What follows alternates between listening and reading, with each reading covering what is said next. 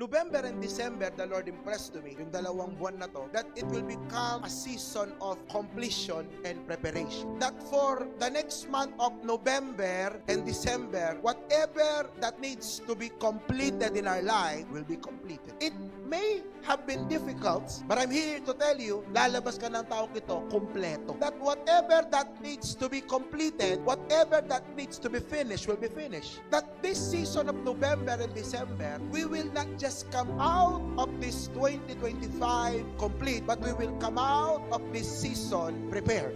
Dahil talo ng naghahanda ang magaling. When we make God the first, it is impossible for us to become the last. There will be trial and testing, pero yung dulo mo hindi last. It's impossible because you made God the first. And where you position God in your life determines where He position you in life. Aralin mo, bakit huli ka? Baka hindi mo inuuna si Lord. Nahum 1 verse 7, the Lord is good. He is a refuge of those who are in trials, and He takes care of those who trust on Him. Pursue God. Make God first. I-position mo si Lord sa pinakamataas ng buhay. Kaya November and December, it's a season of completion. It's a season of preparation. Hindi lang kukumpletuhin ni Lord, but He will prepare us for the next season. Somebody say, I will finish strong, stronger, strongest.